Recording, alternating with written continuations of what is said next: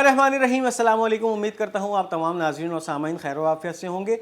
इस वक्त की अहम और ताज़ा तरीन अपडेट्स और ख़बरों के साथ आपका मेज़बान एक बार फिर आपकी खिदमत में हाजिर है। इस वक्त जो ताज़ा तरीन अपडेट्स हैं, एक तरफ तो हिजबुल्लाह की जो पिछले दिन की कार्रवाइयाँ थीं, उन्होंने इसराइल में वैसे ही कहर बर्पा किया था और इस वक्त भी ये कार्रवाइयाँ रुकने का नाम नहीं ले रही हैं और मुसलसल जो है इसराइल के जो शुमाली इलाके हैं उन पर भी हिजबुल्लाह की कार्रवाइयों का सिलसिला जारी है। इस वक्त जो ताज़ा तरीन हेडलाइन सामने आ रही हैं, Israeli channel 12-20 rockets were detected fired from Lebanon toward Nahariya and towns in the western Galilei.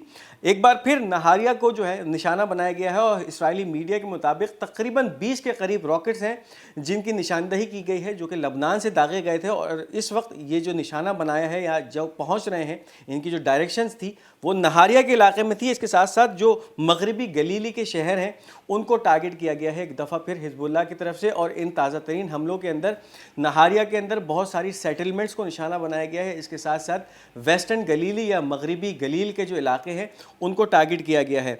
पिछला जो दिन गुजरा है उसके अंदर तो हिजबुल्लाह की जो कार्रवाइयाँ थीं उन्होंने इसराइल के ऊपर मुकम्मल सकूत तारी कर दिया और फिर वहाँ मौजूद जो इसराइली काबिज़ीन थे उन इलाकों को छोड़ के फिर पनाहगाहों की तरफ भागे हैं और अपनी जानें बचाने का सिलसिला जारी रहा। इन शदीद हमलों के अंदर इसराइल के शहरियों की इमलाक को शदीद नुकसान पहुँचा और फिर ये एक इक्वेशन को बैलेंस किया गया, यानी फिर हिजबुल्लाह ने जो दावे किए थे कि हम इन बैरूत पे किए जाने वाले हमलों का एक यकसर और मसावाती जवाब देंगे, तो अब वाज़े हो चुका है कि हिजबुल्लाह की जो ताकत है वो वाकई इतनी है कि वो इसराइल के इन हमलों का जवाब जो है वो मसावात या इक्वेशन को बैलेंस करके दे सकते हैं। इस वक्त कैफियत ये है कि इस जंग में एक यकसर शिफ्ट आया है, डेवलपमेंट बहुत तेज़ी से हुई हैं और कल का जो हमला था इसने तो इस जंग के मंजर को मुकम्मल तौर पे तब्दील कर दिया है।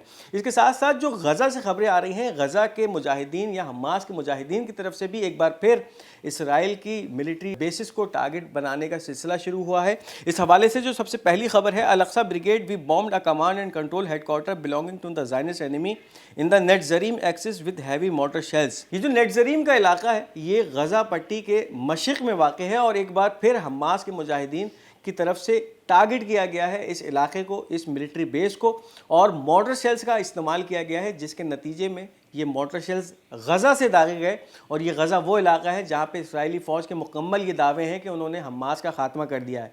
तो एक बार फिर हमास ने अपनी प्रेजेंस का सबूत दिया है इस इलाके से और यहाँ से ऐसे मोटर शेल्स दागे हैं जिन्होंने नेटजरीम एक्सिस के नज़दीक इस मिलिट्री बेस को टारगेट किया है और वहाँ तबाही मचाई है। इसके साथ साथ जो दूसरा हमला हुआ है वो कफर आज़ा के मुकाम पे किया गया है। Rocket alerts in Kfar Aza east of Gaza, the Palestinian resistance fighter launched a second salvo towards the settlement. अब एक तरफ अल-अक्सा मार्टर ब्रिगेड की कार्रवाई थी जो कि नेटजरीम एक्सिस में देखने में आई और दूसरा हमला कफर आज़ा जो कि इसराइल का इलाका है और गज़ा पट्टी से ये भी मशरिक़ी साइड पर वाक़ है।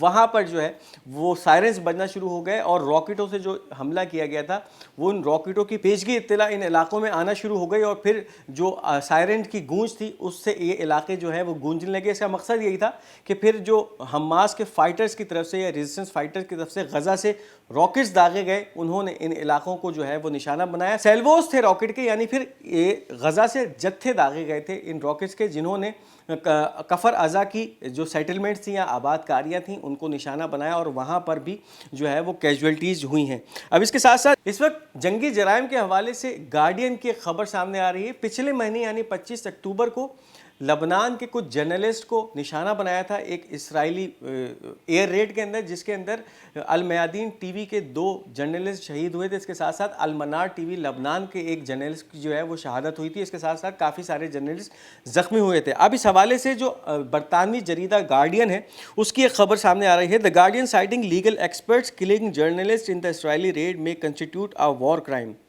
इस वक्त जो है वो जितने भी लीगल एक्सपर्ट्स हैं उनकी राय के मुताबिक जो हमला इसराइल ने इन जर्नलिस्ट पे या इन सहाफ़ियों पे किया था लबनान के सबर्ब में, और ऐसे वक्त में यानी जब ये सहाफ़ी एक घर में सो रहे थे, इनके ऊपर इसराइली तैयारों ने बमबारी की थी और अमरीकी बम गिराए गए थे इन तैयारों से इस इलाके पे, जिसके नतीजे में ये 3 सहाफ़ी जो है वो जाँ बहक हुए थे। इसके साथ साथ तकरीबन 4 या 5 के करीब ज़ख्मी हुए थे।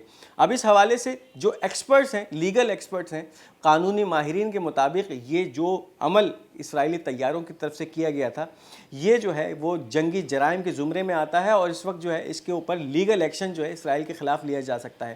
واضح طور پہ اس وقت اسرائیل جس طرح سے انٹرنیشنل قوانین کی دھجیاں اڑا رہا ہے، ظاہر ہے کہ وہ ایک کالونی یعنی ایک کالونیل کام کر رہا ہے، یہ کسی بھی طرح ایک مہذب معاشرے کا کام نہیں ہے۔ یہ اس وقت خطے کے اندر اپنی ہیجمنی قائم رکھنے کے لیے، اپنی اجارہ داری قائم رکھنے کے لیے کسی بھی حد تک جارحانہ اقدام کر سکتا ہے۔ تو یہ اس وقت سامنے آ رہا ہے، اسرائیل کے جارحانہ اقدام جو ہیں یہ تمام بین الاقوامی قوانین کی دھجیاں اڑا رہے ہیں، اور یہ اس وقت جتنے بھی جنگی جرائم ہیں جس میں اس وقت اسرائیل ملوث ہے، ببانگ دہل یہ تمام جرائم کر رہا ہے اور اس پہ کسی قسم کی شرمساری نہیں ہے۔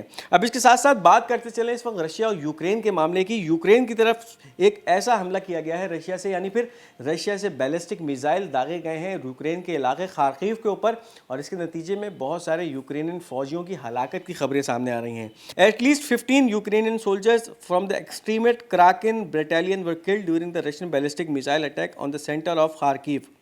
اب یوکرین کا علاقہ ہے خارکیو، اس کے بالکل وسط میں یا سینٹر کے اندر رشیا کی طرف سے جو بیلسٹک میزائل حملہ کیا گیا تھا، بیلسٹک میزائل داغا گیا تھا، اس کے نتیجے میں یوکرینین فوج کا ایک ایکسٹریمسٹ ایلیٹ گروپ یا ایلیٹ بٹالین سمجھا جاتا ہے کراکن بٹالین، اس کے 15 فوجی جو ہیں اس حملے میں ہلاک ہوئے ہیں، اور اب تک جو ہے وہ تازہ ترین حملوں میں یہ ایک بہت بڑا حملہ سمجھا جا رہا ہے جس کے اندر یہ اس ایلیٹ فورس کے جو کہ اس وقت رشین فوج سے برسر پیکار ہیں اور مسلسل جو جھڑپوں کا سلسلہ ہے وہ جاری ہے، ان میں یہ لڑ رہے ہیں رشین فورس سے، ان کو نشانہ بنایا ہے رشیا نے ایک بیلسٹک میزائل کے ذریعے، اور بلڈنگ پر جب یہ بیلسٹک میزائل گرا ہے تو اس کے نتیجے میں 15 یوکرینین فوجی یکمشت جو ہے وہ ہلاک ہوئے ہیں۔ اس کے ساتھ ساتھ اس وقت جو نیٹو کی افواج یوکرین میں موجود ہیں اور یوکرینین فوج کو جو ہے مکمل طور پہ ٹریننگ دے رہی ہیں، اسلحہ فراہم کر رہی ہیں، اور ان کے ساتھ ساتھ اس جنگ میں جو ہیں وہ شانہ بشانہ لڑ بھی رہی ہیں۔ اب اس وقت کچھ خبریں ایسی آ رہی ہیں کہ کچھ دھماکے کی خبریں